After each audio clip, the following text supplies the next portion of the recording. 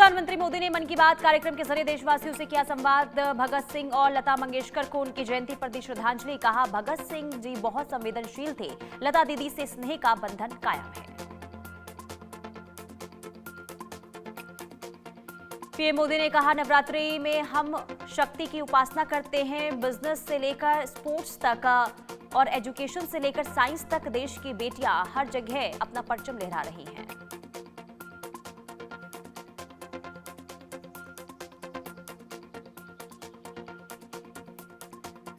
PM Modi ने देशवासियों से स्वदेशी अपनाने की अपील की और कहा कि चिप से लेकर जहाज तक भारत हर क्षेत्र में आत्मनिर्भर बनना होगा। लखनऊ में समाजवादी पार्टी कार्यालय के बाहर लगाए गए poster I love Akhilesh Yadav ji लिखा गया।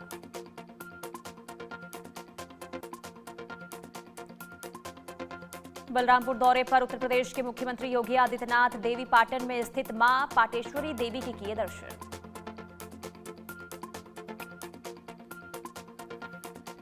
तमिलनाडु में एक्टर विजय की रैली में भगदड़ हादसे में अब तक 39 लोगों की मौत, 98 घायल, मृतकों में 16 महिलाएं, 10 बच्चे शामिल। सीएम स्टालिन ने जांच के दिए आदेश।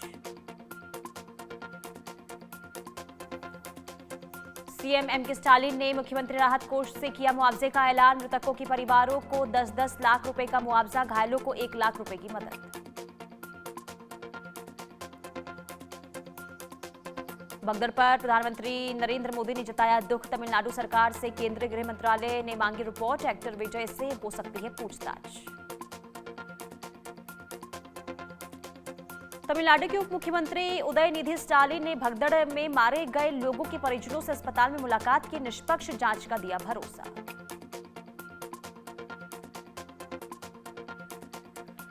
तमिलनाडु पुलिस के मुताबिक विजय की रैली के लिए 10,000 लोगों की परमिशन थी, लेकिन 1,20,000 स्क्वायर फीट एरिया में 50,000 से ज्यादा लोग जमा हो गए और भीड़ बेकाबू हो गई।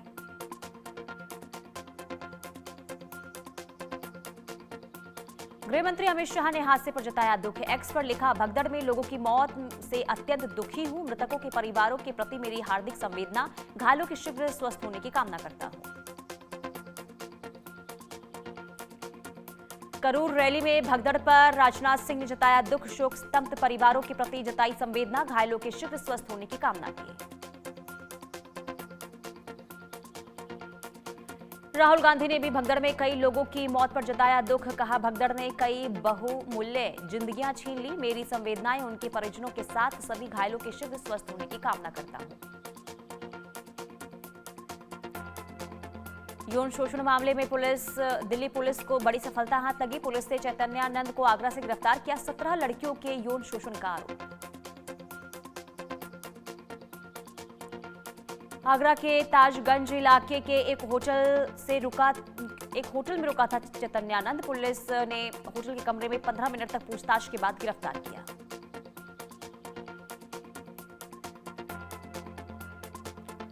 आगरा से गिरफ्तारी के बाद बाबा चैतन्यानंद को दिल्ली के वसंत कुंज थाने में लाया गया। पटियाला हाउस कोर्ट में पेश किया जाएगा।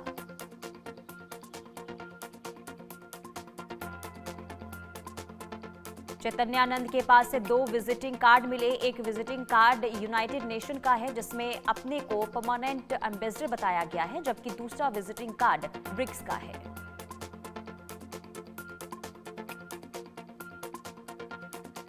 शिवसेना नेता शायना एनसी ने संजय राउत को घेरा और कहा कि संजय राउत की बड़बड़ कभी खत्म नहीं होती। जब हमारी सेना पाकिस्तान पर हमला करती है तो वो हिसाब मांगते हैं। भारत खेल के मैदान में पाकिस्तान को हराता है तो कहते हैं कि मैच क्यों खेला जा रहा है। औरंगाबाद में कांग्रेस विधायक राजेश कुमार के खिलाफ जमकर नारेबाजी हुई। राजेश कुमार गो बैक के नारे लगाए गए। विरोध करने पर कांग्रेसी कार्यकर्ताओं की जमकर पिटाई की गई। आलम मोहम्मद को लेकर वाराणसी पुलिस सतर्क है। दाल मंडी इलाके में बिना अनुमति जुलूस निकालने पर 4 गिरफ्तार किए गए। 10 अज्ञात के खिलाफ मुकदमा दर्ज।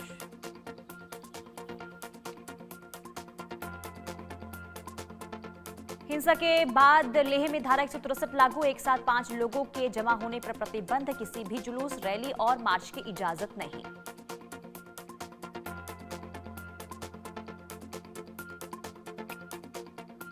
लद्दाख के डीजीपी का बड़ा दावा, पाकिस्तानी एजेंट के संपर्क में थे सोनम वांगचुक। सुरक्षा बलों ने सेल्फ डिफेंस में फायरिंग की, नहीं तो पूरा लेह जल जाता। झारखंड के मुख्यमंत्री हेमंत सोरेन ने सोनम वांगचुक की गिरफ्तारी का विरोध किया, केंद्र सरकार को चेतावनी दी और कहा कि षड्यंत्रों पर पूरा देश की नजर है।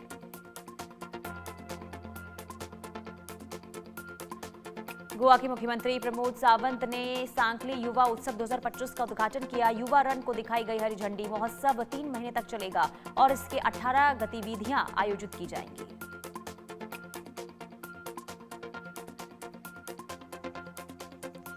लखनऊ में मिशन शक्ति के तहत महिला सुरक्षा मैराथन का आयोजन। डीसीपी सेंट्रल आशीष श्रीवास्तव ने कहा, इसका मुख्य उद्देश्य समाज और महिलाओं को यह संदेश देना है कि महिलाएं किसी भी तरह से पुरुषों से कम नहीं है। छत्तीसगढ़ हाईकोर्ट की स्थापना के 25 साल पूरे सिल्वर जुबली सेलिब्रेशन में राज्यपाल बोले, लोगों की निगाहें जुडिशरी पर, न्यायपालिका बदनामी से बचे, नेता तो हैं ही बदनाम। दिल्ली के मालवीय नगर में प्रॉपर्टी डीलर लखपत सिंह कटारिया की हत्या मामले में एक्शन। पुलिस ने 2 बदमाशों को गिरफ्तार किया। संपत्ति विवाद में हत्या की आशंका। मुंबई के कई हिस्सों में भारी बारिश। मौसम विभाग ने अगले कुछ घंटों में भारी बारिश की चेतावनी दी। एयर इंडिया ने जारी की एडवाइजरी।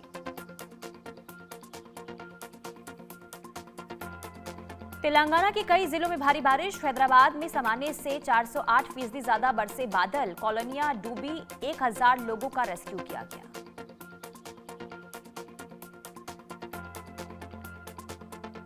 एशिया कप के इतिहास में पहली बार भारत पाकिस्तान के बीच फाइनल रात 8 बजे से दुबई में खेला जाएगा मुकाबला। टीम इंडिया की जीत के लिए हवन पूजन।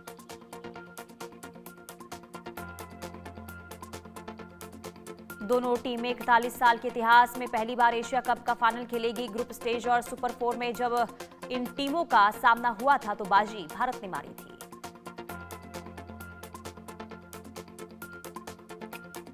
जीत के इरादे के साथ मैदान में उतरेगी दोनों टीम। इंडिया फाइनल में तीसरी बार पाकिस्तान को हराकर खिताब जीतना चाहेगी। वहीं पाकिस्तान की कोशिश पिछली 2 हार का बदला लेने पर होगी। एशिया कप टूर्नामेंट में अब तक 20 बार दोनों टीमों के बीच मैच हो चुके हैं। भारत ने 12 यानी मुकाबले जीते हैं। पाकिस्तान के नाम सिर्फ 6 जीत है। 2 मुकाबले बेनतीजा रहे।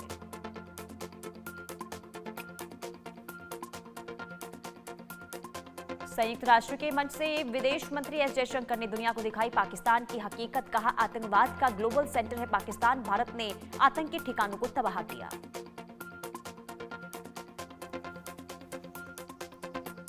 ईरान के सर्वोच्च नेता आयतुल्ला अली खामनेई ने नेतन्याहू पर कसा तंज। एक्स पर लिखा, जायोनी शासन दुनिया में सबसे अधिक तिरस्कार और अलग थलग महसूस करने वाला शासन है।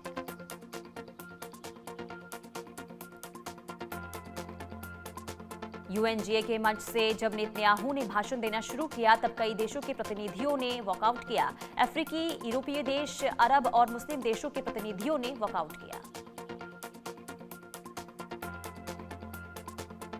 दुनिया को फिर टैरिफ का झटका देने को तैयार राष्ट्रपति डोनाल्ड ट्रंप नई टैरिफ को 1 अक्टूबर से लागू करने का प्लान बना रहे हैं। फार्मा इंस्टीट्यूट पर 100% टैरिफ लगाने के बाद इलेक्ट्रॉनिक सेक्टर में राष्ट्रपति ट्रंप के निशाने पर भी है। दुनिया भर के कई देशों में लैपटॉप समेत कई इलेक्ट्रॉनिक गैजेट महंगे हो जाएंगे।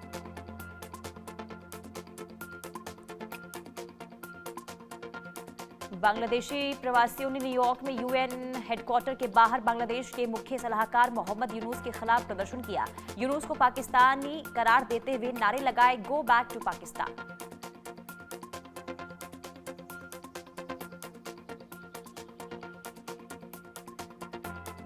इस्तीफा देने के 18 दिन बाद सार्वजनिक रूप से दिखे नेपाल के पूर्व प्रधानमंत्री केपी शर्मा ओली और कहा, हम देश को तमाशे वाली सरकार के हवाले करके विदेश नहीं जा सकते।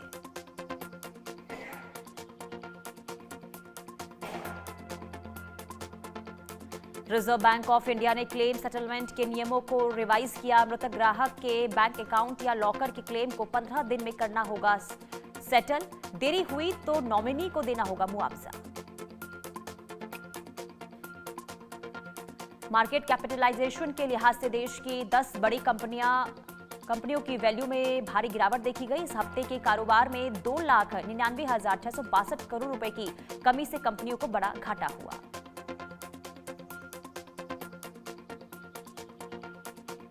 देश की सबसे बड़ी कंपनी रिलायंस इंडस्ट्रीज का भी मार्केट कैप इस हफ्ते के कारोबार में 40,462 करोड़ गिरकर 18,64,000 करोड़ के लेवल पर आ गया। सोने चांदी के दामों में रही तेजी। 1,13,262 रुपए प्रति 10 ग्राम पर पहुंचा सोना। इस हफ्ते सोने की कीमत 3,487 रुपए बढ़ी। इस हफ्ते चांदी की कीमत 1,38,100 रुपए प्रति किलोग्राम पर पहुंची। चांदी ने ऑल टाइम हाई का रिकॉर्ड बनाया। इस हफ्ते इसकी कीमत 10,100 रुपए बढ़ी।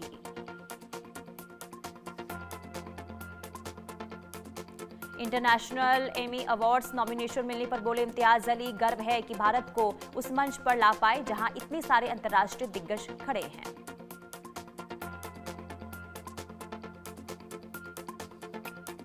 एक्ट्रेस साई पल्लवी ने फेक स्विमसूट फोटो पर दिया रिएक्शन। असली फोटो शेयर कर बदनाम करने वालों को दिया करारा जवाब। वेकेशन की तस्वीरें शेयर कर लिखा, ऊपर दी गई फोटो असली है, एआई जनरेटेड नहीं।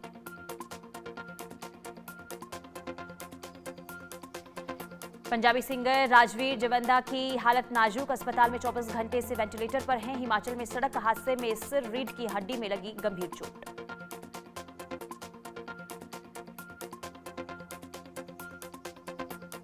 जुबिन गर्ग की मौत के मामले में जांच तेज। म्यूजिशियन शेखर ज्योति को पूछताछ के बाद किया गया गिरफ्तार। मैनेजर के घर भी मारा गया छापा।